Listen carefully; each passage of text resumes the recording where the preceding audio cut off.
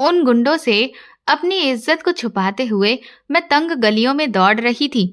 वो मेरे पीछे चिल्ला रहे थे कि तुझे तो आज हम पाकर ही रहेंगे। भागते हुए मैं हाईवे पर पहुंची, जहां एक ट्रक खड़ा था। मैं उसके अंदर ही छुप गई। कुछ देर के बाद ट्रक ड्राइवर आया और उसने ट्रक को दौड़ा दिया। मैंने चैन की सांस ली कि अब मेरी इज्जत को कोई भी खतरा नहीं है। लेकिन मुझे नहीं पता था कि आगे मेरे साथ क्या होने वाला है। कुछ दूर सफर तय करने के बाद अचानक से ट्रक वाले ने ट्रक रोका और उसने पीछे का दरवाजा खोल दिया। मेरे सामने ट्रक वाला और कई पुलिस वाले थे। मुझे लगा कि वो लोग अब मेरी मदद करेंगे, लेकिन उन्होंने तो ट्रक के अंदर ही मेरे साथ कई घंटे। कहते हैं, जब जिंदगी की मेहरबानी हम पर से उठ जाए तो पैरों की ठंडी जमीन भी पैरों को जलाकर राख कर देती है। और ऐसी ही हालत में अगर आपके आगे पीछे भी कोई ना हो, तब तो ये मुसीबत दुगनी हो जाती है। मेरा नाम रवीना है। मैंने जिस माहौल में आंखें खोली थी, वहां मैंने इंसानियत का कत्ल होते देखा है। एक इंसान जिसके शब्दों में जहर घुला हुआ था, और ऐसा माहौल जो सांसों को भी सीने में दफन कर दे। मेरा बाप मेरी माँ के साथ बहुत जुल्म किया करता था, और मेरी दादी और बुआ भी इस मामले में पूरी तरह से मेरे बाप का साथ देती थी।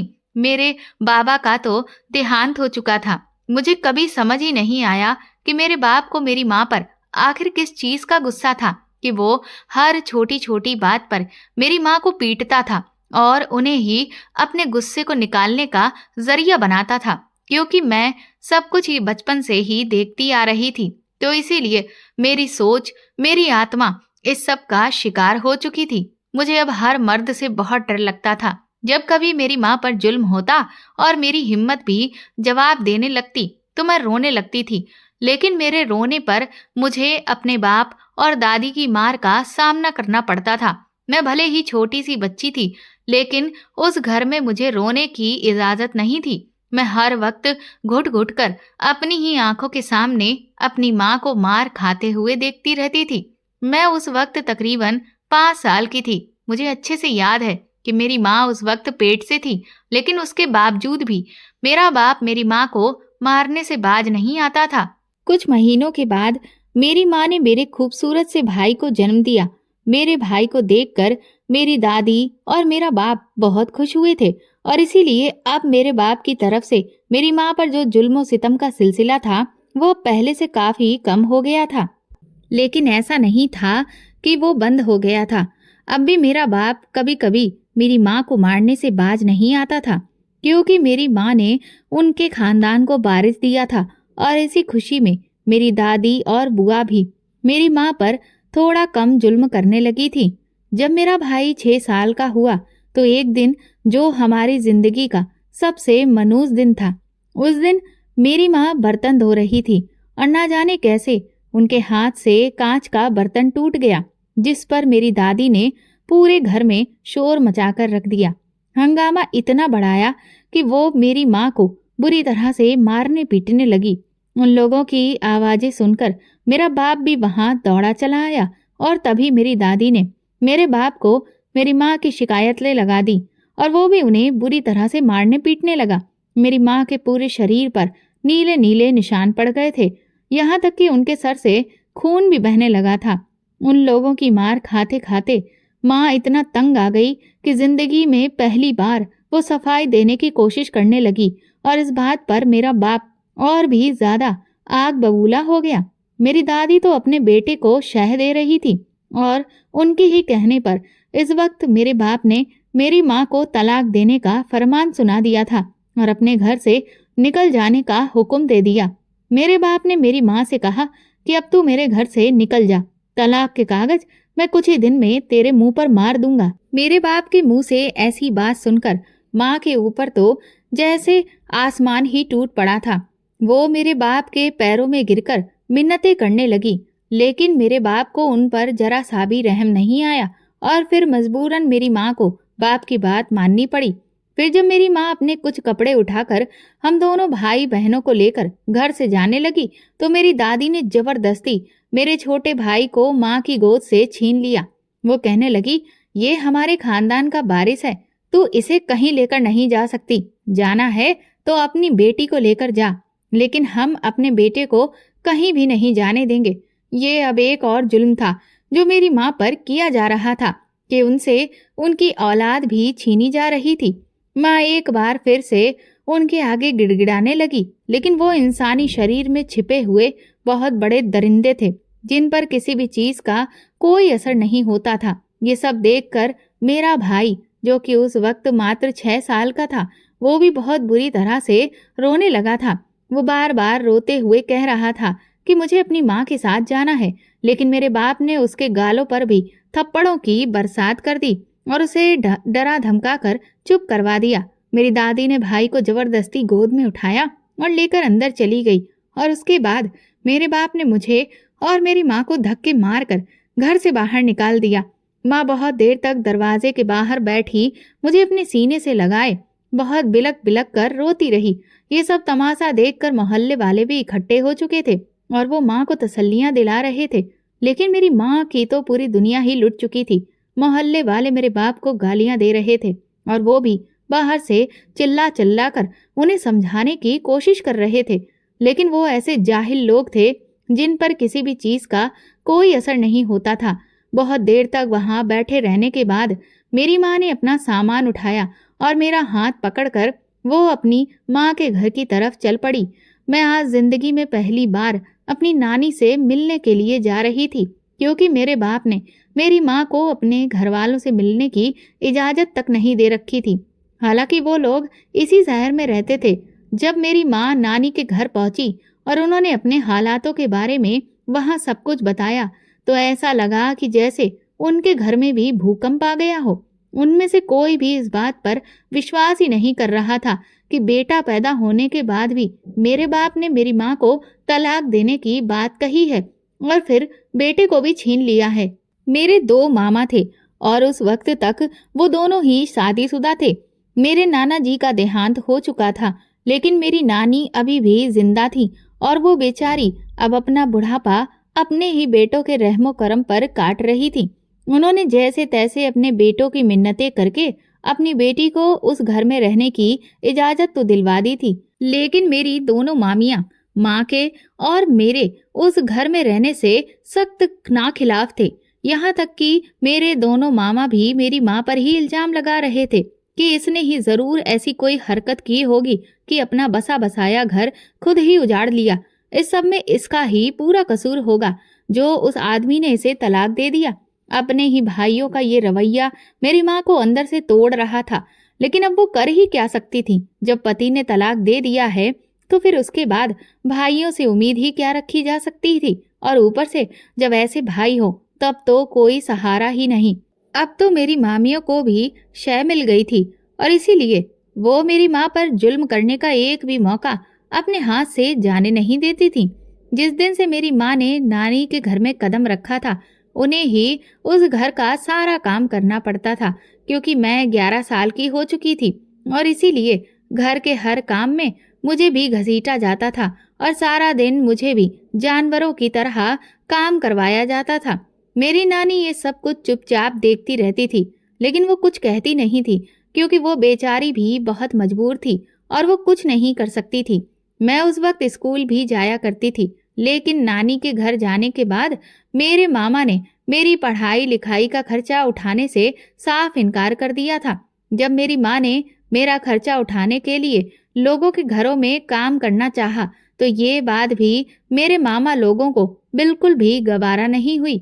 वो कहने लगे कि अगर तुमने लोगों के घरों में काम किया तो मेरी इज्जत तो बिल्कुल मिट्टी में मिल जाएगी, और लोग क्या कहेंगे कि हम अपनी बहन को अपने दम पर पाल भी नहीं सकते हैं। वो लोग अपनी बहन का खर्चा भी नहीं उठाना चाहते थे, लेकिन वो लोगों से ये सब भी नहीं सुनना चाहते थे। वो हर तरफ से बस अपनी ही मनमानी कर रहे थे और इसी मनमानी की भेंट हम लोगों को चढ़ाया जा रहा था। मामा लोगों की जिद की वजह से मेरी माँ ने मन मार कर पहले तो मुझे काफी दिनों तक घर पर ही बिठा कर रखा था, लेकिन फिर मेरी नानी ने जब बहुत ज्यादा मिन्नतें की तो मुझे सरकारी स्कूल में दाखिला दिला दिया गया और खर्चे के नाम पर मिलने वाले चंद रुपयों को जोड़कर ही मेरे स्कूल की फीस भी अदा की जाने लगी। नानी ने स्कूल जाकर स्कूल के प्रिंसिपल से बात की कि मुझे यूनिफॉर्म और किताबों की कमी की खातिर परेशान न किया जाए। मैं उस वक्त छठी क्लास में थी और फिर इसी तरह से रोते घसीटते हुए पढ़ते हुए मुझे तकरीबन 2 साल बीत चुके थे और फिर मैं 8वीं क्लास में आ गई थी। और फिर एक दिन मेरी नानी भी हमें छोड़कर भगवान के पास चली गई। नानी के जाते ही मेरी माँ का वजूद तो अब घर में बिल्कुल बेमतलब का हो चुका था। मेरी माँ सारा दिन गधों की तरह घर में काम करती रहती थी और मेरी मामियाँ तो अब मेरी माँ पर छोटी छोटी बातों पर हाथ उठाने से जरा भी नहीं चूकती थी। और अब तो धीरे धीरे मेरे मामा भी अपनी बहन पर हाथ उठाने लगे थे और मुझे भी छोटी छोटी बातों पर मारपीट का निशाना बनना पड़ता था। मेरी मामियाँ अब हम लोगों को अपने घर में बिल्कुल भी बर्दाश्त करने के लिए तैयार नहीं थी। और फिर एक दिन वो आया जब मेरे मामा लोगों ने जबरदस्ती मेरी माँ की शादी एक दूसरे मर्द से करवा दी, जिसका एक बेटा पहले से ही था जो कि मुझसे भी बड़ा था। मेरी माँ की हालत अब ऐसी हो गई थी कि वो अपने हक के लिए कोई आवाज नहीं उठा सकती थी और फिर इसीलिए मजबूरन उन्होंने दूसरी शादी कर ली और वो मुझे लेकर अपने नए पति के घर आ गई थी। मेरा सौतेला बाप हालांकि बहुत अच्छा था। उसने हमारे साथ कभी भी किसी भी किस्म का कोई भी फर्क नहीं किया था। मेरे सौतेले बाप ने मुझे हमेशा बेटियों वाला प्यार दिया क्योंकि उसका बस एक ही बेटा था जो कि मुझसे करीब 3 साल बड़ा था और उसे पढ़ने लिखने में भी कोई दिलचस्पी नहीं थी। वो तो सारा दिन बस आवारागर्दी करता रहता था। मेरे सौतेले बाप ने मेरा बहुत साथ दिया और उसने मुझे सरकारी स्कूल से निकालकर एक बहुत बेहतरीन स्कूल में दाखिला करवा दिया था। ये सब देखकर मैं तो हैरान ही रह गई थी कि कहाँ मेरा अपना सगा बाप था जो कि मेरी कदर ही नहीं करता था और वो हर वक्त मेरी माँ को मारता पीटता रहता था। और एक ये मेरा सौतेला बाप है, ये तो मेरी माँ को रानियों की तरह रखता था और मुझे भी वो बिल्कुल राजकुमारी समझता था। इस दुनिया में भी इंसानों के कितने रंग होते हैं, अब इस सब के बारे में मैं धीरे धीरे जान रही थी। अब तक तो मैं अपने जीवन में रिश्तों की सिर्फ नाकदरियां ही देखती आई थी। ये पहली बार था कि मैं किसी घर में एक औरत की इतनी कदर होते हुए देख रही थी। मेरे सौतेले बाप की मुझ पर बहुत मेहरबानी थी और मैं भी इसीलिए खूब दिल लगाकर पढ़ रही थी। और उस वक्त मैं ग्रेजुएशन कर रही थी। तब मेरी जिंदगी में एक और हादसा हुआ। मेरे सौतेले भाई ने कभी भी हम दोनों माँ बेटियों को दिल से नहीं अपनाया था, लेकिन वो सिर्फ अपने पिता की वजह से हमेशा चुप रहता था और हमें देखकर अपनी नाक बहुएं सिकोड़े रहता था और ना ही वो हमसे कभी बात करता था। उसके पिता ने उसे कई बार इस बात पर काफी मारा पीटा भी था, लेकिन क्योंकि वो जवान था तो उस पर इन सब चीजों का कोई भी असर नहीं होता था। मैं उस वक्त तकरीबन 21 साल की थी और मेरा ग्रेजुएशन का लास्ट ईयर चल रहा था जब एक दिन मेरी माँ और सौतेले पिता एक हादसे का शिकार हो गए। वो लोग एक फंक्शन में कार से शामिल होने जा रहे थे कि तभी एक तेज रफ्तार ट्रक ने उन्हें टक्कर मार दी और उनकी कार बेकाबू होकर रोड के साइड पर खड़े हुए एक ट्रॉली से जा टकराई। मेरे माता पिता दोनों की ऐन मौके पर ही मौत हो गई। ये वो कयामत थी जो मेरे सर पर आ गिरी थी। अब मेरा साथ देने वाला मेरे सौतेले भाई के अलावा और कोई भी नहीं था। मुझे तो समझ ही नहीं आ रहा था कि अब ये जिंदगी मेरे साथ क्या सुलूक करने वाली है।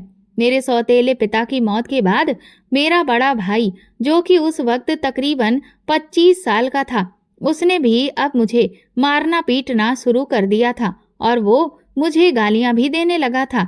लेकिन मैं मजबूर थी, इसीलिए खामोशी से सब कुछ सहती रहती थी, क्योंकि मेरे पास अब उसके सिवा ना तो और कोई सहारा था और ना कोई भी चारा। वो तो हम माँ बेटियों को ही अपने घर में होने वाले इस हादसे का जिम्मेदार समझता था। वो अक्सर मुझे मनहूस कहा करता था। मेरी जिंदगी में तो पहले भी मेरी कोई कदर नहीं थी, बस एक मेरे सौतेले पिता ही तो थे जिन्होंने मुझे राजकुमारी बनाकर रखा था। लेकिन अब मेरे सौतेले भाई ने मुझे एकदम से आसमान से उतारकर सीधा जमीन पर पटक दिया था। मैं तो उसे अपना भाई ही समझती थी, भले ही वो सौतेला था, लेकिन उसने मुझे कभी भी अपनी बहन की नजर से नहीं देखा था। मेरे पिता के देहांत के बाद जो उनकी छोटी सी किराने की दुकान थी, वो मेरे भाई के कब्जे में ही आ गई थी। मेरे सौतेले भाई ने सारी जिंदगी कोई भी काम नहीं किया था और अब तो ऐसा था कि उसे कोई भी रोक टोक करने वाला नहीं था और इसीलिए धीरे धीरे वो बुरी संगत का शिकार होता चला गया और 1 साल के अंदर ही उसे जुए जैसी बुरी लत भी पड़ गई, जिसके चक्कर में उसने मेरे सौतेले पिता की पूरी दुकान को बर्बाद करके रख दिया। यहाँ तक कि हमें घर भी बेचना पड़ा और अब हालत वो हो चुकी थी कि जिस घर के हम लोग पहले मालिक थे, मेरे सौतेले पिता का जो वो घर था, अब उसी घर में हम लोग किराएदार बनकर रह रहे थे।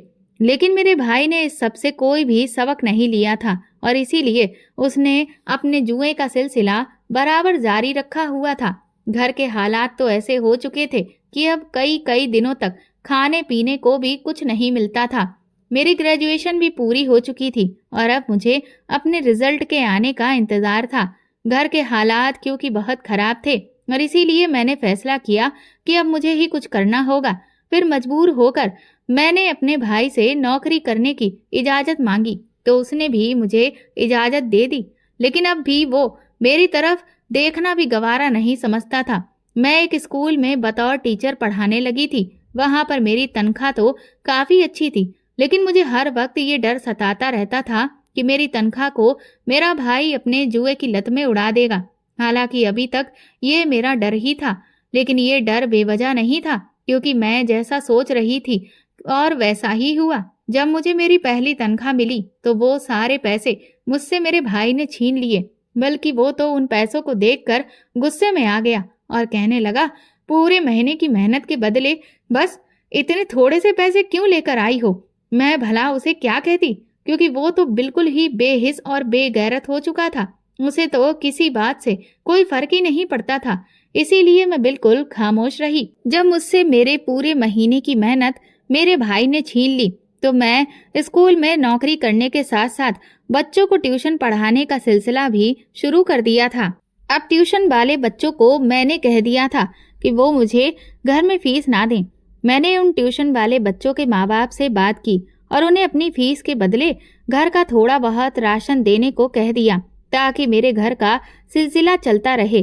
तनख्वाह का भी मैंने ये हिसाब रखा कि अगले महीने से मैंने आधी तनख्वाह एक कमेटी में देना शुरू कर दिया और आधी तनख्वाह ही घर पर लाने लगी।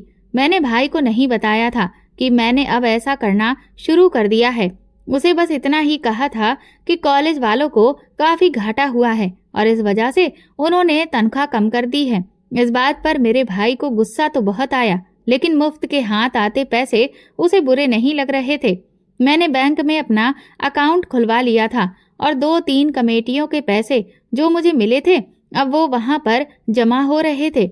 मैं जानती थी कि मेरे भाई से मुझे कुछ भी नहीं मिलेगा, इसलिए मुझे अपने लिए जो कुछ भी करना था अपने ही बलबूते पर करना था। मुझे जॉब करते हुए 3 साल हो चुके थे और ट्यूशन की मदद से आने वाले राशन की वजह से घर का खाना पानी भी ठीक से चल रहा था। बचे कुचे पैसों से मैं घर का किराया भी दे दिया करती थी। मेरा भाई बिल्कुल ही बेगैरत था। वो अपनी ही बहन की कमाई पर पल रहा था और उसकी कमाई को जुए में भी उड़ा रहा था। ये सिलसिला जारी रहा, यहाँ तक कि मेरे भाई के सर पर धीरे धीरे बहुत सारा कर्जा चढ़ता चला गया। मैं उसे अपना भाई ही मानती थी और उसका ख्याल भी रखती थी, लेकिन मेरा भाई मुझसे गाली के बगैर बात ही नहीं करता था। मेरी भी मजबूरी थी, क्योंकि अब इस भरी पूरी दुनिया में मेरा कोई भी नहीं था जो मेरे सर पर हाथ रखता। कर्जे की वजह से भाई अब ज्यादातर घर में ही रहने लगा और उसे जुआ खेलने के लिए पैसे नहीं मिलते थे। मेरे हर महीने आने वाले थोड़े बहुत पैसे कर्ज की किस्त चुकाने में ही चले जाते थे। फिर भी भाई इधर उधर से कर्जे लेकर और जुआ खेलता रहता था। घर में रहने की वजह से अब वो मुझे कई बार अपने अत्याचार का निशाना भी बना चुका था। आखिर एक दिन उसने सारी हदें पार कर दी, जब जुए खाने के गुंडे अपना कर्जा मेरे भाई से वसूल करने के लिए घर के दरवाजे तक आ पहुंचे थे। जब भाई ने उनसे कुछ मोहलत मांगी तो वो उसे पीटते हुए घर के अंदर घुस आए और तभी उनकी नजर मुझ पर भी पड़ गई। उन्होंने तुरंत ही मुझे भी बालों से पकड़ लिया और मेरे भाई से कहने लगे, अगर तू अपना कर्जा नहीं दे सकता है तो फिर अपनी इस खूबसूरत और जवान बहन को हमारे हवाले कर दे। उनकी इस बात में तो मेरे होश ही उड़ा कर रख दिए थे।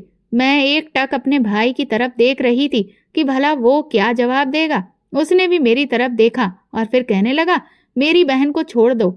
मुझे लगा कि चलो, कम से कम उसके दिल में मेरे लिए कुछ तो जगह है। इस बात पर वो लोग भड़क गए और मेरे भाई को धमकी देते हुए कहने लगे, अगर तुमने 1 महीने में हमारे पैसे वापस नहीं किए तो फिर हम तुम्हारी बहन को उठाकर ले जाएंगे और तुम्हारे कर्जे की सबसे पहले वसूली हम खुद तुम्हारी बहन से करेंगे और उसके बाद दूसरों से भी करवाएंगे और खूब मोटा पैसा कमाएंगे और साथ में तुझे भी गोली मार देंगे।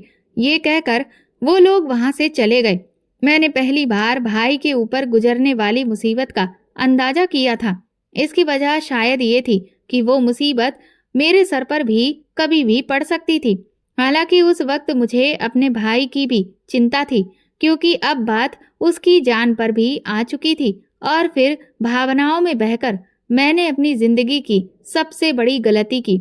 मैंने अपने भाई से पूछा कि तुम्हारे कर्ज की रकम कितनी है, तो पहले तो वो मेरा मजाक उड़ाने लगा और मुझे गालियां देने लगा। फिर एकदम से थक हार कर जमीन पर आकर बैठ गया। कुछ देर वो शांत बैठा रहा और फिर मेरी तरफ देखकर बोला, कर्ज के पैसे बहुत ज्यादा हैं, तुम इतने पैसे नहीं ला पाओगी। लेकिन मैं भी जिद करते हुए भाई से बार बार पूछ रही थी कि नहीं, तुम मुझे बताओ तो कि कर्ज की रकम कितनी है। मैं कोशिश करूंगी कि कहीं से भी तुम्हें पैसे लाकर दे दूं। मैं जानबूझकर भाई को अपने बैंक और अकाउंट और कमेटी के जमा होने वाले पैसों के बारे में नहीं बताना चाहती थी, क्योंकि अगर उसे पता चल जाता फिर तो वो मेरे सारे पैसे ही मुझसे छीन लेता। लेकिन ये जो मैंने बात उससे कही थी वो भी मैंने अपनी जिंदगी की गलती की थी। भाई ने मुझे बताया कि कर्ज की रकम 5 लाख रुपए है। उस वक्त मेरे अकाउंट में तकरीबन 12 लाख की रकम जमा हो चुकी थी, जो कि मैं अपनी जिंदगी को बेहतर बनाने के लिए जमा की थी, जिससे मैं आगे की पढ़ाई भी कर सकूं और उसके साथ ही मैं प्राइवेट टीचर बनने के एग्जाम की तैयारी भी कर रही थी। मैंने कुछ सोचते समझते हुए भाई से कहा कि अगर तुम मुझे ये वादा करो कि तुम अब आइंदा जुआ नहीं खेलोगे तो फिर मैं तुम्हारा ये कर्ज चुकाने की कोशिश कर सकती हूँ। मेरी ये बात सुनकर भाई एकदम से मुझे हैरत से देखने लगा और कहने लगा कि तुम्हारे पास इतने पैसे कहाँ से आएंगे। फिर अचानक ही वो बहुत तेज गुस्सा होने लगा और बोला, कहीं तुम कोई गलत काम करने के बारे में तो नहीं सोच रही हो। मैंने भाई से कहा कि ऐसी कोई बात नहीं है, आप परेशान ना हो। अगर आपको विश्वास नहीं हो तो आप मेरे साथ चल सकते हैं। फिर वो कहने लगा कि नहीं, ऐसा नहीं है, मुझे तुम पर भरोसा है, लेकिन मेरा भरोसा तोड़ना मत। उसे पैसे मिल रहे थे और इसीलिए अब वो मुझसे काफी नरमी से बात कर रहा था। मैंने एक बार फिर से उससे वादा करने को कहा तो उसने मेरे सर पर हाथ रखकर वादा कर दिया कि अगर मैं उसका कर्जा चुका दूंगी तो फिर वो दोबारा कभी भी जुआ नहीं खेलेगा और कोई ना कोई काम करने की कोशिश करेगा। लेकिन उस वक्त मैं ये बिल्कुल भूल गई थी कि गलत कामों में पड़े हुए लोगों के वादों का कभी भी भरोसा नहीं करना चाहिए, क्योंकि ऐसे लोग मौका मिलते ही अपने वादे को तोड़ देते हैं। अपने भाई की मोहब्बत में अंधी होकर मैंने ये फैसला लिया और जानबूझकर 10-15 दिन के बाद उसे पैसे देने के लिए कहा, क्योंकि अगर मैं फौरन ही पैसों का इंतजाम करके उसे दे देती तो फिर उसे मुझ पर शक हो जाता। मुझे तो लग रहा था कि मैंने बहुत होशियारी का काम किया है, लेकिन बस अब मुझे पता चलने वाला था कि मैं कितनी बड़ी गलती कर रही हूँ। एक दिन मैंने भाई को 5 लाख रुपए लाकर दे दिए और कहा कि ये कर्ज की रकम है जो कि तुम्हें हर महीने किस्तों के लिहाज से वापस भी करनी है, क्योंकि ये मैंने किसी से उधार लिए हैं। वो इतने सारे पैसों को एक साथ देखकर मेरा भाई तो पागल ही हो गया था। उसने तो आगे मेरी कोई बात सुनी ही नहीं और फौरन सारे पैसे उठाकर घर से बाहर निकल गया। उस रात वो बहुत देर बाद घर वापस आया था और जब वो घर में आया तो वो मुझे नशे में भी लग रहा था। ये पहली बार था कि वो नशे के आलम में घर आया था। मैं गुस्सा करते हुए भाई से कहने लगी कि तुमने मुझसे वादा किया था कि तुम ऐसा कभी नहीं करोगे। मेरी बात पर वो जोर जोर से हंसने लगा और बोला, अरे बस बस, ये आखिरी दिन था, आज के बाद मैं ये सारे काम छोड़ दूंगा। मैंने सोचा कि मैं उससे पूछूं कि कर्ज की रकम कितनी थी, क्योंकि उस वक्त वो नशे में था तो हो सकता है कि वो मुझसे झूठ ना बोलता। तो मैंने यूं ही उससे पूछ लिया कि कर्ज कितना था। तो कहने लगा कि कर्ज तो सिर्फ 4 लाख का था और वो तो मैंने चुका दिया है, और 1 लाख का मैंने दांव भी खेला है, जिसमें मैं ज्यादातर पैसे तो हार गया हूँ और अब मेरे पास सिर्फ 10,000 रुपए बचे हैं। ये सुनकर तो मेरे गुस्से की हद ही नहीं रही थी। मैं गुस्से से उठी और भाई पर चीखने चिल्लाने लगी कि तुमने मेरी इतनी मेहनत से जमा किए हुए पैसों को इस तरह से उड़ा दिया। अब मैं कर्ज देने वाले को क्या जवाब दूंगी और हम कर्जा वापस कैसे करेंगे? मेरे गुस्सा करने और चीखने चिल्लाने पर भाई, जो कि पहले ही नशे में धुत था, वो उठ खड़ा हुआ और मुझे बालों से पकड़कर मारने लगा और कहने लगा कि तुम्हारी इतनी हिम्मत कि तुम मेरे सामने जुबान चलाओ। तुम चुप करके अपना काम करो और मुझे अपना काम करने दो। तुम जॉब कर रही हो और कर्जा भी तुमने ही लिया है, तो तुम अपनी तनख्वाह के पैसों से ये कर्जा चुका देना। मैंने मार खाते हुए भाई से कहा कि वो पैसे भी तो तुम ही छीन लेते हो, तो कर्जा कैसे चुकाऊंगी? ये सुनकर भाई ने मेरे मुंह पर एक और थप्पड़ मारा और कहने लगा, मुझसे ज्यादा जुबान चलाने की जरूरत नहीं है। उस दिन भाई ने नशे की हालत में मुझे बहुत मारा, यहाँ तक कि वो मुझे मारते मारते खुद ही थक गया और फिर चारपाई पर लुढ़क कर सो गया। मुझे लग रहा था कि मैं जैसे किसी जानवर के चुंगल में आ फंसी हूँ। मुझे अब अपनी गलती का एहसास हो चुका था और मेरे जमा हुए पैसों में से एक बड़ी रकम भाई उड़ा भी चुका था। लेकिन ये भी गनीमत थी कि मेरी इज्जत अभी तक सुरक्षित थी, वरना उन गुंडों का कोई भरोसा नहीं था कि वो अपने पैसे वापस हासिल करने के लिए मेरी इज्जत पर कब हाथ डाल देते। अब ये सब कुछ मेरी बर्दाश्त से बाहर होता जा रहा था, लेकिन अब तो हालत ये थी कि मैं कुछ भी करने की पोजीशन में नहीं थी। सुबह जब भाई उठा तो उस वक्त तक उसका नशा उतर चुका था। जैसे ही उसने मुझे देखा तो उसे रात की सारी बातें याद आ गईं। मेरे पूरे चेहरे पर उसके बरसाए हुए थप्पड़ों के निशान अभी भी थे और मेरा पूरा शरीर भी बहुत बुरी तरह से दुख रहा था। यहाँ तक कि मेरी कलाइयों पर भी नीले निशान पड़े हुए थे। भाई की आंखों में थोड़ी देर के लिए शर्मिंदगी झलकी थी। मैंने भी जब मौका देखा तो रोते हुए भाई से कहा कि तुम्हें भगवान का वास्ता है, जुए जैसी बुरी लत को छोड़ दो, अभी भी वक्त है और सुधर जाओ। मेरी बात पर वो बिल्कुल खामोश रहा और चुपचाप उठकर बाहर चला गया। उस दिन वो जल्दी ही घर वापस आया और आकर थका हारा बिस्तर पर लेट गया। मैंने उससे पूछा, क्या हुआ? तो कहने लगा, कुछ नहीं। मैंने फिर कहा, बताओ तो सही। तो कहने लगा, मुझे कहीं भी काम नहीं मिल रहा, सब मुझे जुआरी समझते हैं और मुझे ऐसे देखते हैं जैसे कि मैं उनके पैसे चुरा कर भाग जाऊंगा। ये कहते हुए उसे फिर से गुस्सा आ गया और कहने लगा, तू यहाँ खड़ी खड़ी मुझे क्या देख रही है? जल्दी से मुझे खाना दे। उसका बदला हुआ लहजा देखकर मैं सकपका गई थी और फिर चुपचाप मैंने उसे थाली में खाना परोस कर दे दिया। लेकिन अब मुझे समझ में आ चुका था कि मेरा भाई जुए के चुंगल से अब कभी भी आजाद नहीं हो सकता। इसलिए अगले महीने से मैंने अपनी पूरी तनख्वाह को कमेटी में ही देना शुरू कर दिया, ताकि मैं अपने नुकसान को पूरा कर सकूं और कुछ इतने पैसे जोड़ सकूं कि अपनी डिग्री कंप्लीट करने के बाद मैं किसी और भी बेहतर जगह पर नौकरी करूं। मेरे भाई ने दोबारा से जुआ खेलने का सिलसिला शुरू कर दिया था। साल बीतते रहे और अब मैं 24 साल की हो गई थी।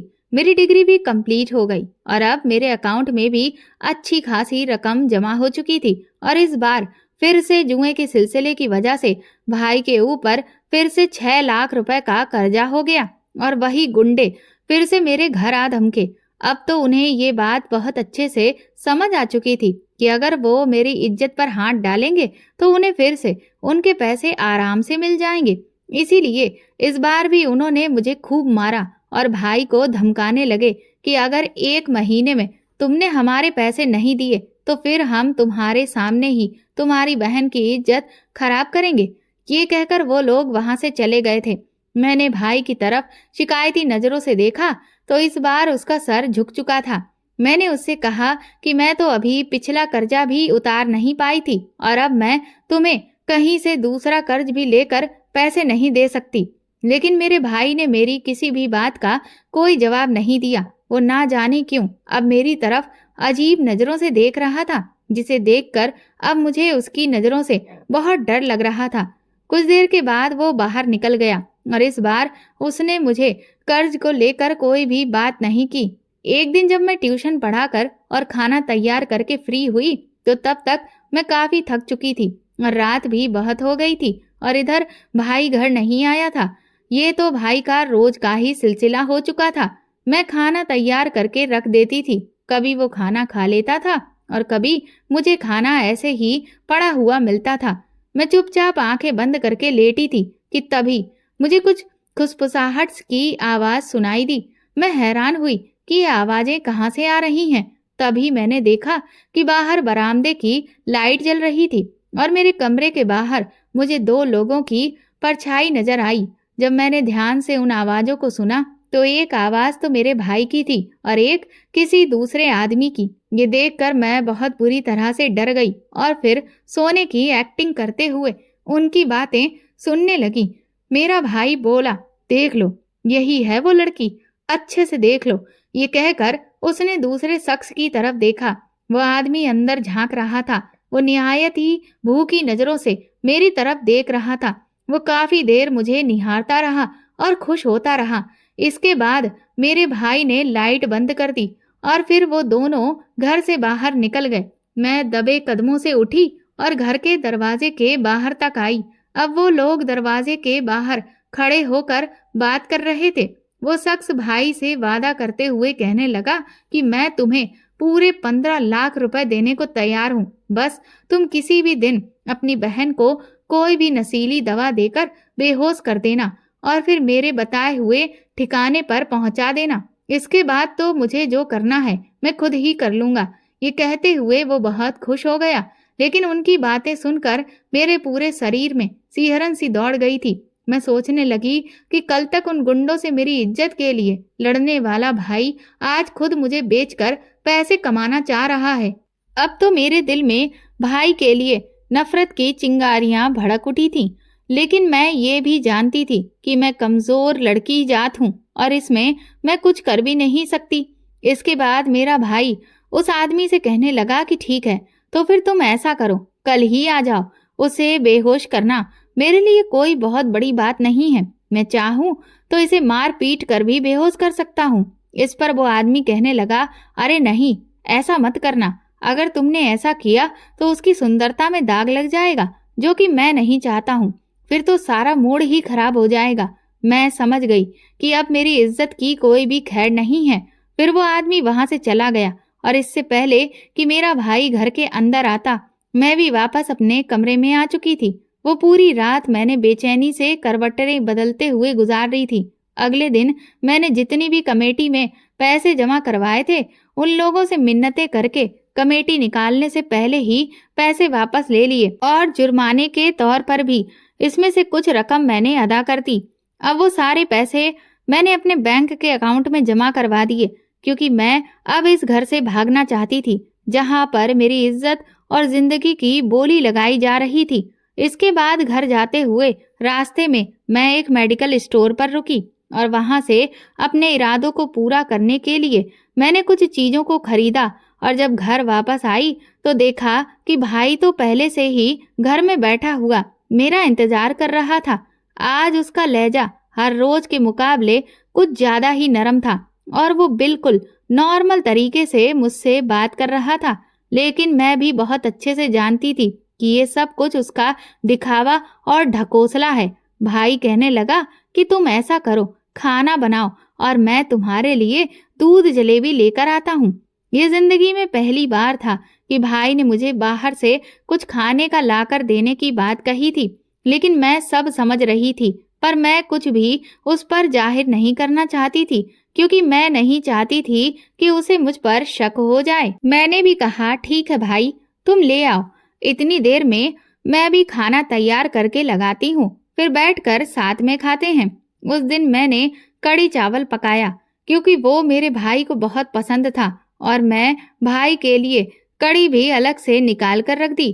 कुछ ही देर के बाद वो घर वापस आया। उसके हाथ में दूध जलेबी के 2 पैकेट थे। उसने एक पैकेट अपने पास रखा और दूसरा मुझे देकर कहने लगा, जाओ इसको निकाल लो, खाना खाने के बाद खाएंगे। मैं समझ गई कि दूध जलेबी में नशे की दवा पहले से मिली होगी, लेकिन मैंने उस पर कुछ भी जाहिर नहीं होने दिया। मैं उसे निकाल लाई। फिर हम लोगों ने खाना खाया और खाना खाने के फौरन बाद ही मेरा भाई आगे पीछे होकर घूमने लगा था। उसे देखकर ऐसा लग रहा था कि जैसे वो पूरी तरह से नशे के आलम में डूबा हो। उसका सर चकराने लगा। वो अपने सर को थाम कर जमीन पर बैठ गया और कहने लगा कि ये मुझे क्या हो रहा है। दरअसल मैंने भाई को कड़ी में नशे वाली गोलियां पीस कर मिला दी थी, जिसका नशा बहुत ही तेज था, क्योंकि मैं नहीं चाहती थी कि जब मैं इस घर से भागूं तो वो मेरा पीछा करे। मैं उसकी तरफ ध्यान से देख रही थी। वो अभी भी पूरी तरह से बेहोश नहीं हुआ था। फिर वो मेरी तरफ देखकर कहने लगा कि मैं तुम्हें जिंदा नहीं छोड़ूंगा। वो अब समझ चुका था कि ये मेरा किया धरा है। वो बोला कि तुम कहीं भी भाग जाओ, लेकिन मैं तुम्हें ढूंढ निकालूंगा। उसकी ऐसी बातें सुनकर मुझे तो डर लग रहा था, क्योंकि मैं जानती थी कि उसने जिस आदमी से मेरी डील कर रखी है वो भी अभी कुछ देर बाद ही मुझे पकड़ने के लिए आ जाएगा। मैं खामोश खड़ी रही और फिर मेरा भाई आगे पीछे झूमते हुए बेहोश हो गया और मैं भी तुरंत ही अपना सारा सामान समेटा और खुद को दुपट्टे से अच्छे से लपेटकर ऊपर से मैंने एक बड़ी सी शॉल भी ओढ़ ली और फिर मैं बाहर आई। उस वक्त मेरे दिल और दिमाग में ये बात बिल्कुल भी नहीं थी कि मैं यहाँ से भागकर आखिर कहाँ जाऊंगी। बस ऊपर वाले के भरोसे पर ही मैं घर से बाहर निकलकर खड़ी हो गई थी। अब मैं तेजी से बस अड्डे की तरफ जाने लगी थी, क्योंकि मैं सोच रही थी कि इस शहर से निकलकर मैं किसी बड़े शहर में चली जाऊंगी, ताकि मेरा भाई मुझे आसानी से ढूंढ ना सके। क्योंकि बड़े शहरों में मैंने सुना है काफी सारे गर्ल्स हॉस्टल होते हैं, जहां पर मुझे रहने के लिए आराम से कमरा मिल सकता था। और अब तो मेरे पास डिग्री भी थी और अकाउंट में भी अच्छे खासे पैसे जमा हो चुके थे, जिसकी मदद से मैं अकेले भी काफी लंबे अरसे तक अपना गुजारा कर सकती थी।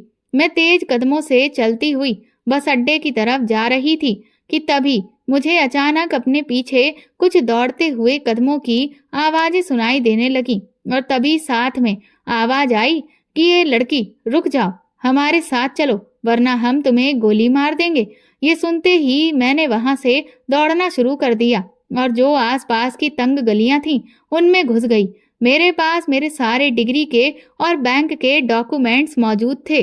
मैं नहीं चाहती थी कि उस हालत में मैं किसी के भी हाथ लगूं।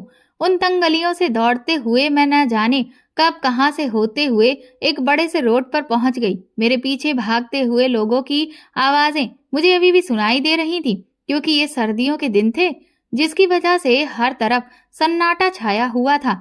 लेकिन मुझे पूरा यकीन था कि अभी तक वो लोग मुझे देख नहीं पाए हैं कि मैं किधर चली गई हूँ, क्योंकि मैं तंग गलियों में घुस गई थी। और फिर तभी मुझे उस बड़े से रोड के दूसरी तरफ एक छोटा सा मंदिर दिखाई दिया। उसके साथ में एक ढाबा भी बना हुआ था। मैं तेजी से एक लंबा चक्कर काट कर उस ढाबे के अंदर चली गई और एक तरफ छुप गई। लेकिन तभी मैंने उन लोगों को भी उसी ढाबे में अंदर दाखिल होते हुए देखा। वो लोग तकरीबन संख्या में 6 से 7 लोग थे और उनके हाथों में बंदूक भी थी।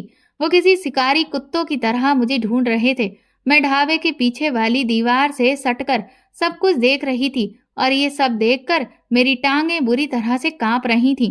तभी मुझे मंदिर का ख्याल आया और मैं पीछे के रास्ते से ही मंदिर की तरफ चली गई। मंदिर की दीवारें काफी नीची थीं, इसीलिए मैं मंदिर के अंदर दाखिल हो गई। वहां पर काफी बड़े बड़े लकड़ी की बनी हुई अलमारियां रखी हुई थीं। उनमें से एक के पीछे मैं घुस गई और वहां छुप कर बैठ गई।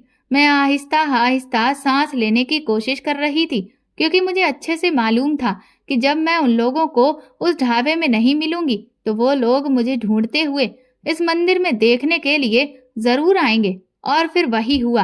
वो लोग मंदिर में भी आ गए थे, लेकिन क्योंकि मंदिर में जो अलमारियां रखी थी वो काफी बड़ी थी, जिन्हें सामने से देखने पर ऐसा नहीं लग रहा था कि उनके पीछे जगह है, और इसीलिए उन्होंने अलमारी के पीछे नहीं देखा। उन्हें लगा कि मैं वहां भी नहीं हूँ। और फिर कुछ देर बाद वो लोग वहां से भी नाकाम होकर वापस चले गए। मैंने सोचा कि अब मुझे यहाँ से निकलना चाहिए। जैसे ही मैं वहां से निकलने को हुई कि तभी मंदिर के दरवाजे के ठीक सामने एक ट्रक आकर रुका, जिसकी वजह से मैं एक बार फिर से घबरा गई और एक तरफ दुबक गई। मैंने धीरे से झांक कर देखा तो उस ट्रक में से बस एक आदमी ही नीचे उतरा था। हुलिये से वो कोई ड्राइवर ही लग रहा था। वो आदमी पर्सनैलिटी में काफी लंबा चौड़ा तगड़ा था, लेकिन बाहर रोशनी काफी हल्की थी, जिस वजह से मुझे उसका चेहरा ठीक से पहचान में नहीं आ रहा था। लेकिन हाँ, बाकी के ट्रक ड्राइवर की तरह उसका हुलिया बिगड़ा हुआ नहीं था, बल्कि उसने साफ सुथरे कपड़े पहन रखे थे। वो शख्स मंदिर के अंदर ही आ रहा था। उसने अपने जूते वगैरह और बेल्ट सब ही उस मंदिर के बाहर उतारे और बाद में वो प्रार्थना करने के लिए मंदिर में अंदर चला गया। उसके अंदर जाते ही मैं दीवार की आड़ लेकर बाहर निकल आई।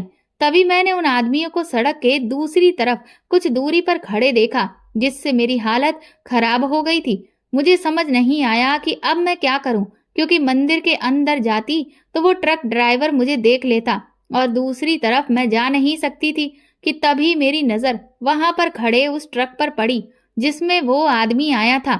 मैंने जब उस ट्रक को गौर से देखा तो उस पर उसी बड़े शहर का नाम लिखा हुआ था जहां पर मैंने जाने का फैसला लिया था। मैं इधर उधर देखने लगी तो मुझे कोई भी आसपास नजर नहीं आया जो मुझे देख रहा हो, और फिर मैं चुपके से उस ट्रक में चढ़ गई।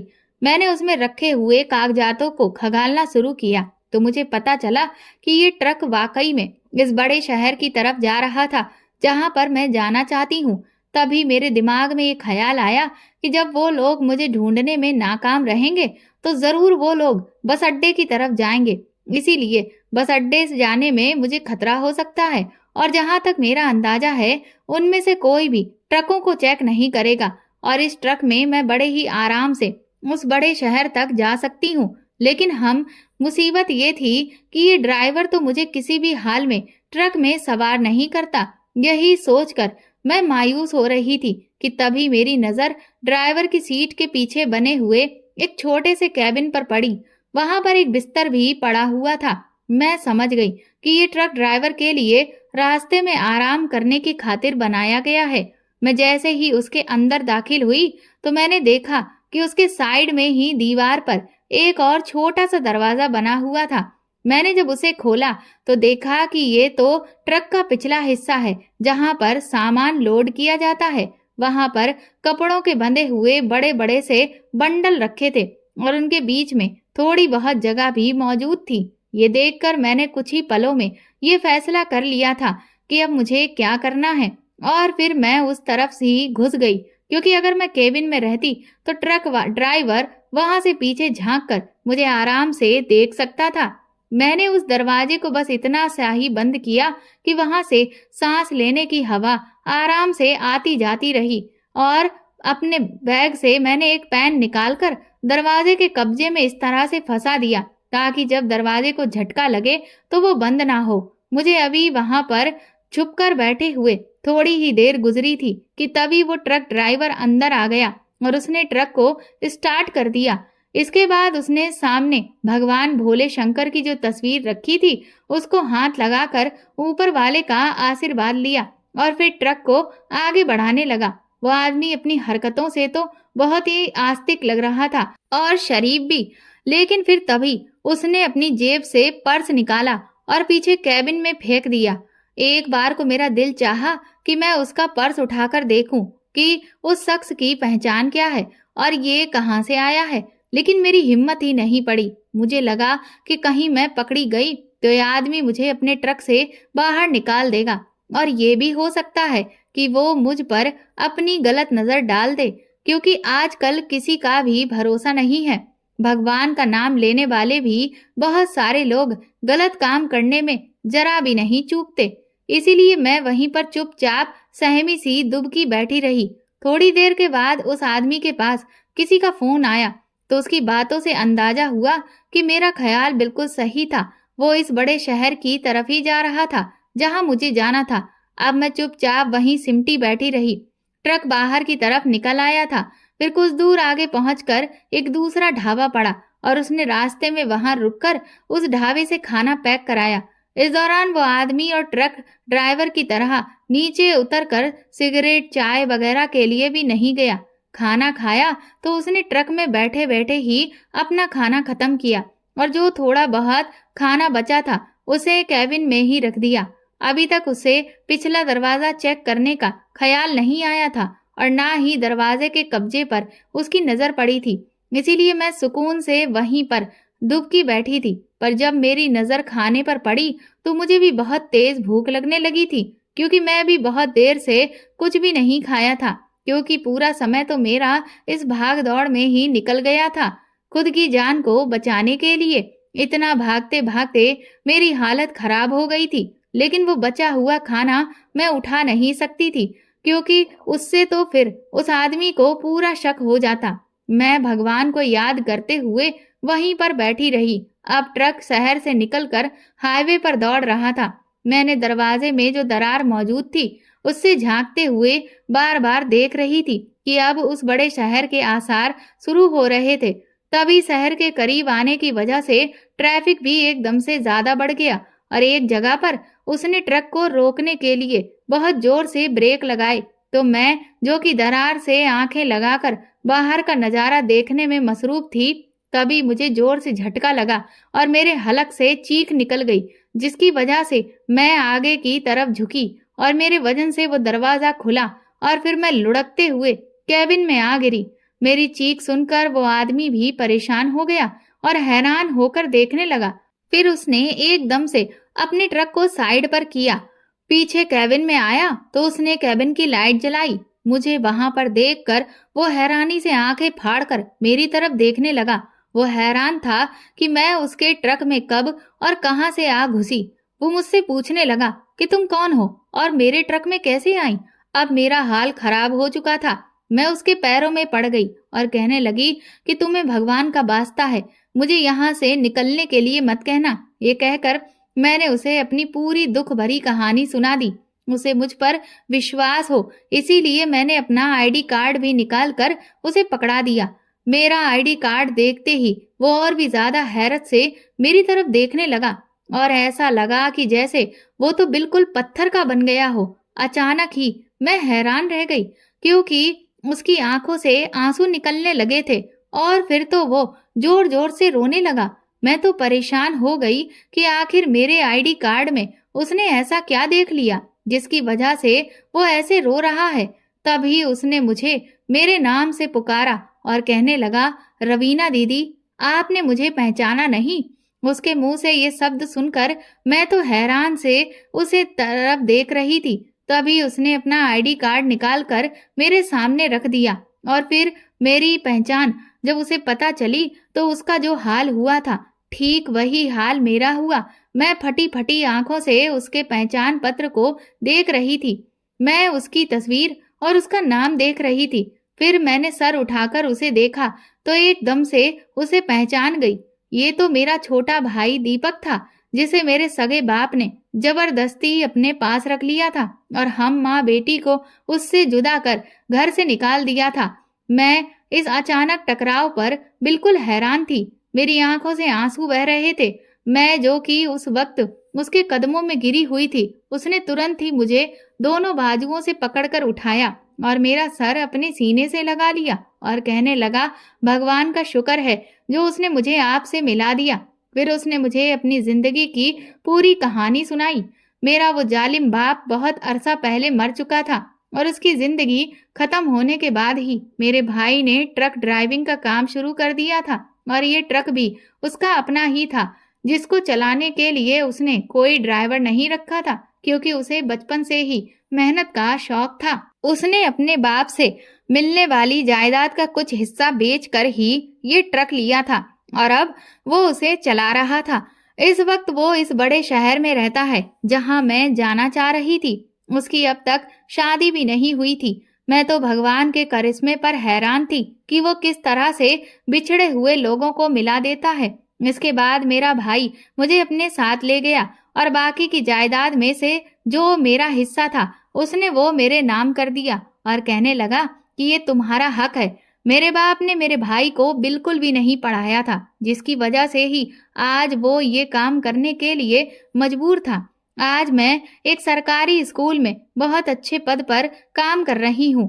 मेरे भाई ने अपना फर्ज निभाते हुए मेरी शादी भी करवा दी है और अब मैं अपनी जिंदगी में बहुत खुश हूँ। कुछ अरसे के बाद मैंने भी अपने छोटे भाई के लिए एक अच्छी लड़की देखकर उसकी भी शादी कर दी। मैं इतने अरसे के बाद अपने भाई से मिली थी और इसीलिए मेरे दिल में ये तमन्ना थी कि मैं अब अपने भाई के साथ भी रहूं, क्योंकि मेरे पति बहुत अच्छे थे। इसीलिए वो मुझे भाई के घर 3-4 महीने रहने की इजाजत दे दिया करते थे, जिस वजह से मुझे अपने भाई का साथ भी मिल जाता है। मेरी बीती हुई जिंदगी ने मुझे भले ही कितने ही दुख दर्द दिए थे, लेकिन अब मैं अपने जीवन से बहुत खुश हूँ, क्योंकि मुझे मेरे भाई और पति दोनों की तरफ से भरपूर प्यार मिला है और अब हमारे जीवन में कोई भी तनाव नहीं है। दोस्तों, अगर आपको हमारी कहानी पसंद आई है तो कमेंट करके जरूर बताएं और वीडियो को लाइक करके ज्यादा से ज्यादा शेयर करें। चैनल पर नए हैं तो सब्सक्राइब करें और हाँ, नोटिफिकेशन बेल को जरूर दबाएं ताकि अगली अपडेट सबसे पहले आपको मिले। धन्यवाद। सुहाग सेज पर बैठी मैं अपने पति का इंतजार कर रही थी और जैसे ही मेरा पति कमरे में आया और उसने मेरे साथ नजदीकियां बढ़ाई कि ना जाने मुझे क्या हुआ और मैंने उसे जोर का धक्का देकर जमीन पर गिरा दिया, जिससे वो चौंक कर मुझे देखने लगा। हैरान तो मैं भी थी कि मैंने ऐसा क्यों किया। मेरा पति मुझसे नाराज होकर कमरे से बाहर चला गया। मैं रोने लगी कि भला मुझे ये क्या हो गया है। अब तो आए दिन ऐसा ही होने लगा। मैं न जाने क्यों अपने पति से घिन महसूस करती थी, जबकि मैं ऐसा चाहती नहीं थी। इसीलिए मेरे पति ने मुझसे चिढ़कर दूसरे कमरे में सोना शुरू कर दिया। एक दिन मेरी सास मुझसे कहने लगी कि जाओ आज अपने ससुर जी के पैर दबा दो, उन्हें बहुत दर्द हो रहा है। मैं चुपचाप ससुर जी के पास चली गई और फिर एक बहुत ही अजीब चीज हुई। न जाने क्यों मुझे ससुर जी को देखकर कुछ अजीब तरह का महसूस होने लगा, कुछ उस तरह का। मुझे ये सब बहुत गलत लग रहा था। मैं अपनी भावनाओं को लेकर परेशान थी कि अपने पति से तो मैं दूर भागती हूँ, जबकि ससुर जी से मैं ऐसा कैसे महसूस कर सकती हूँ। मुझे कुछ भी समझ में नहीं आ रहा था और फिर मेरा खुद पर से नियंत्रण ही खो गया। मेरी हरकतें देखकर ससुर जी भी समझ गए कि मेरे दिलो दिमाग में चल क्या रहा है। और फिर वो भी उस पूरी रात। मेरा नाम माला है। मैं बहुत ज्यादा खूबसूरत थी। मेरी खूबसूरती के चर्चे जगह जगह थे। खूबसूरत होने के साथ साथ मैं बहुत हंसमुख भी थी। मेरे कुछ रिश्तेदार तो कहते थे कि ये लड़की खूबसूरत होने के साथ साथ अच्छे बिहेवियर की भी है। कोई भी अगर इससे बात करे तो करता ही चला जाए, क्योंकि इसके बात करने का अंदाज भी बहुत अच्छा है। मैं कहीं भी जाती थी तो मुझे नजर हो जाती थी। इसीलिए मेरे मम्मी पापा ने मेरा घर से निकलना बहुत कम कर दिया था। जो भी मुझे देखता तो देखता ही रह जाता था और मेरी तारीफ किए बिना रह ही नहीं पाता था। मुझे भी अच्छा लगता था कि लोग मुझे देखते ही मेरी तारीफ कर देते थे। मेरे खूबसूरत होने की वजह से जल्दी ही मेरे रिश्ते भी आना शुरू हो गए थे। मेरे पेरेंट्स चाहते थे कि उनकी बेटी हायर स्टडीज कंप्लीट करके किसी काबिल बन जाए और मैं भी ऐसा ही चाहती थी। लेकिन शायद मेरा ज्यादा खूबसूरत होना भी मेरे लिए एक मुसीबत बन गया था। मैं जहाँ भी जाती लड़के मुझे घूर घूर कर देखते थे और मेरा पीछा करने की कोशिश करते थे, मुझसे बात करने की कोशिश करते थे। मैं उस टाइप की लड़की नहीं थी, इसलिए कभी मैंने किसी भी लड़के के प्रपोजल का रिप्लाई नहीं दिया था। फिर ऐसे लोगों और इतनी ज्यादा रिश्तों से तंग आकर मेरे पापा ने मेरी शादी करने का फैसला कर ही लिया। मैं भी इन सारी बातों से वैसे भी बहुत ज्यादा तंग आ चुकी थी। इस दुनिया में खूबसूरत होना बहुत बड़ा जुर्म है।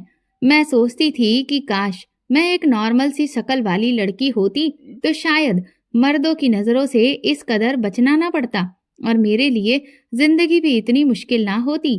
मगर मुझे क्या पता था कि ये तो मेरी जिंदगी में आने वाली मुश्किलों की शुरुआत है। आगे चलकर तो मेरी जिंदगी में और भी ज्यादा मुश्किलें आने वाली हैं।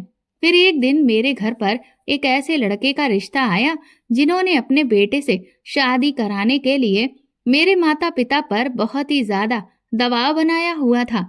अब मेरे माता पिता ने मेरे इतने ज्यादा रिश्ते आने पर और लड़के वालों के इतने ज्यादा जिद करने पर इस रिश्ते को एक्सेप्ट कर लिया था।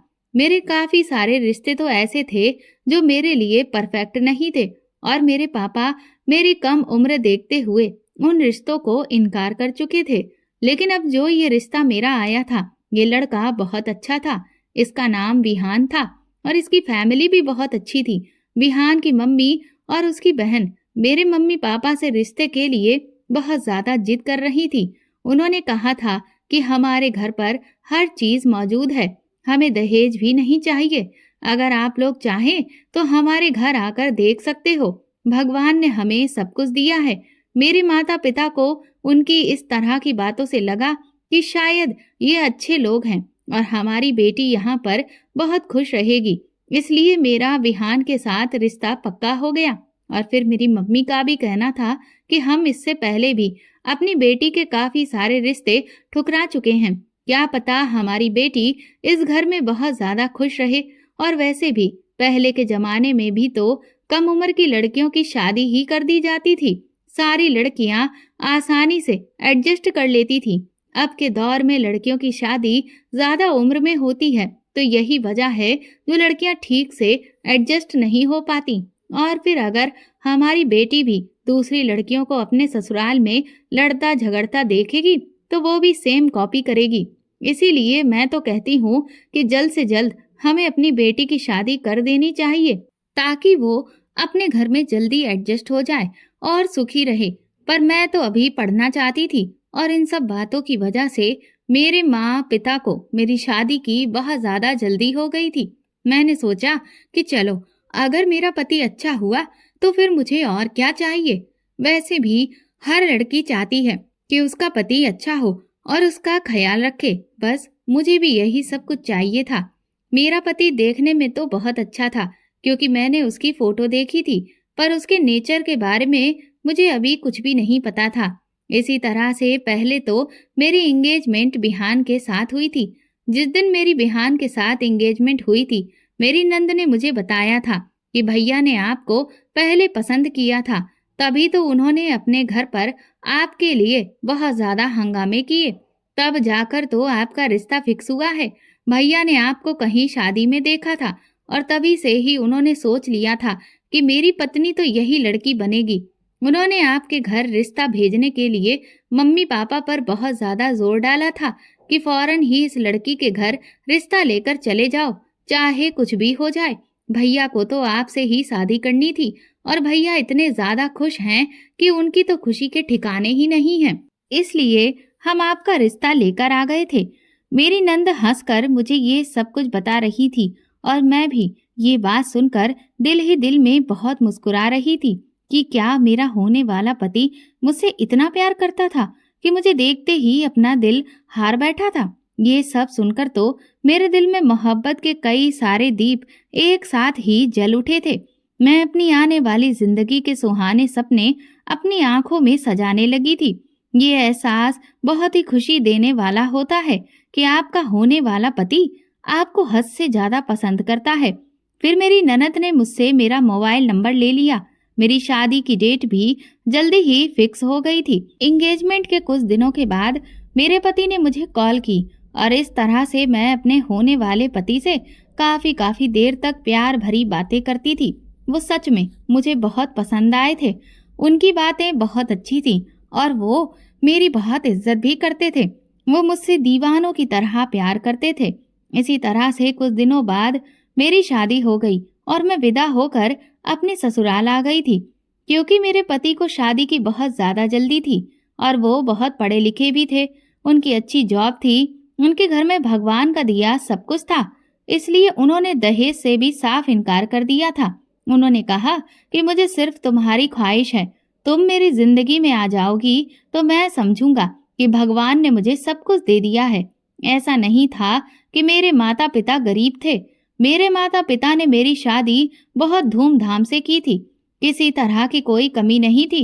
मेरे पापा तो मुझे अच्छे से अच्छा दहेज भी देते, लेकिन विहान की फैमिली ने साफ इनकार कर दिया था। हमारे सारे रिश्तेदार भी विहान की फैमिली की बहुत तारीफ कर रहे थे और कह रहे थे कि माला को बहुत अच्छी ससुराल मिली है। मगर मुझे अंदर ही अंदर ना जाने डर सा महसूस हो रहा था। इतनी जल्दी में शादी करना और फिर दहेज से इनकार कर देना, आखिर ये लोग कौन थे, क्या चाहते थे? ऐसी बातें मेरे दिमाग में न जाने क्यों घूम रही थीं, जबकि मुझे तो सिर्फ विहान से मतलब होना चाहिए था।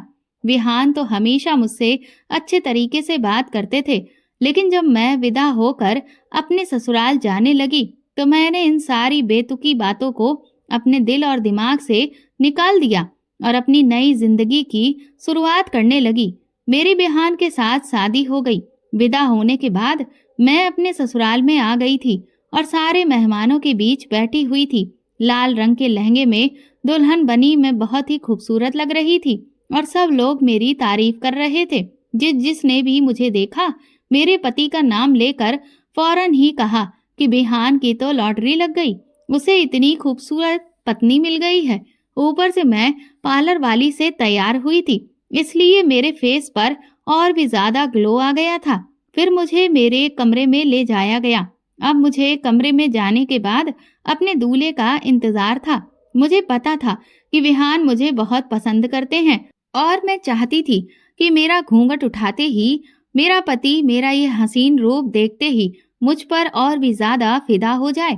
लेकिन मेरे पति के आने से पहले ही कमरे में मेरी सास आ गई और मेरे पास बैठकर मुझसे बातें करने लगी। मैंने देखा मेरी सास गिलास में पानी लेकर आई थी और पानी पीते पीते ही बोलते हुए मेरे कमरे के अंदर आ गई। सास गिलास में पानी लेकर आई थी। उन्होंने मुझसे कहा, बहू पानी पी लो, मैं तुम्हारे लिए भी पानी लेकर आई हूँ। जबकि मैंने देखा था कि कमरे में पानी और शीशे का गिलास पहले से ही मौजूद था। अब मेरी सास इतने प्यार से लेकर आई थी तो मैंने पानी पी लिया था और फिर मुझे प्यास भी बहुत लग रही थी। मैंने अपनी सास के हाथ का दिया हुआ पानी पी लिया। उसके बाद एक दो बातें और करने के बाद मेरी सास कमरे से चली गई थी। लेकिन पानी पीते ही मुझे अजीब अजीब सा लगने लगा था। मेरा दिमाग बहुत ज्यादा घूमने लगा था। थोड़ी देर के बाद मुझे महसूस हुआ जैसे मेरे कमरे में कोई आया है। मेरे पति ही कमरे के अंदर आए थे। उन्होंने आते ही कमरे का दरवाजा अंदर से बंद कर लिया। फिर वो बेड पर मेरे करीब बैठ गए। लेकिन विहान के कमरे में आते ही मुझे एक अजीब सी बेचैनी महसूस होने लगी। मेरा शरीर बुरी तरह से कांपने लगा था। न जाने मेरे साथ ये सब कुछ क्यों हो रहा था। पहले तो मेरे पति ने मुझसे एक दो बातें करी। उसके बाद उन्होंने मेरा घूंघट उठाया। जैसे ही उन्होंने मुझे टच किया, अचानक ही मुझे पता नहीं क्या हो गया कि मैंने उन्हें धक्का देकर खुद से दूर कर दिया। विहान इस सब के लिए तैयार नहीं थे। उन्हें यकीन नहीं था कि मैं उनके साथ इतना गलत बिहेव भी कर सकती हूँ। अचानक इस तरह धक्का देने पर विहान बेड से नीचे गिर गए और वो बड़ी हैरानी से मेरी तरफ देख रहे थे। मुझे खुद समझ नहीं आ रहा था कि अचानक मुझे क्या हो गया और मैं ऐसा क्यों कर रही हूँ। मैं अपने आप को बहुत रोकना चाह रही थी, लेकिन बस खुद पर कंट्रोल नहीं कर सकी। मैं तो न जाने कब से अपने पति से मिलने के इंतजार में बैठी हुई थी। फिर अचानक से मुझे ये क्या हो गया था। मेरे पति ने खड़े होकर फिर से मुझे झंझोड़ते हुए कहा, तुम्हें क्या हो गया है माला? फिर से उन्होंने मुझे टच किया तो अब की बार मैं बेहोश हो गई थी और जब मैं होश में आई तो मैंने देखा कि मेरे बेड के चारों तरफ घर के सारे मेहमान मौजूद थे और सारी औरतें मेरे बारे में ना जाने किस किस तरह की बातें कर रही थी।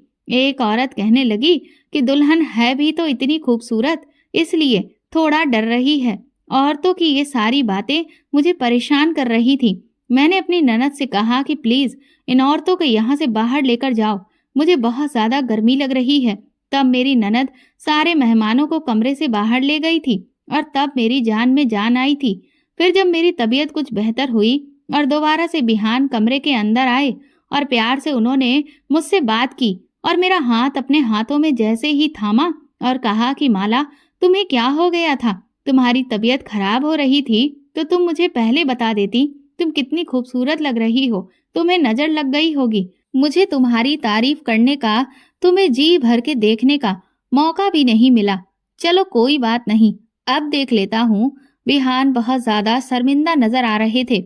मैं बिहान से बात करना चाह रही थी, मगर फिर से मेरे ऊपर न जाने क्या हो गया था और मैंने दोबारा से बिहान को धक्का दे दिया।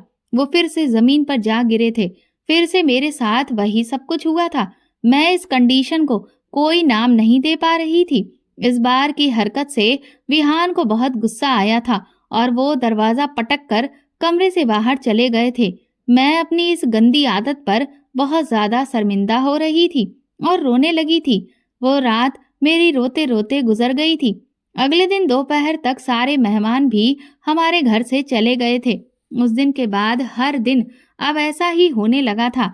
मेरा पति जब भी मेरे करीब आने की कोशिश करता या फिर मुझे टच करता, मैं अपने पति को फौरन खुद से दूर कर लिया करती थी। इस बात पर मेरा पति मुझसे नाराज होता और झगड़ा करने लग जाता था और झगड़कर घर से बाहर निकल जाता था। सारी रात वो घर से बाहर ही गुजार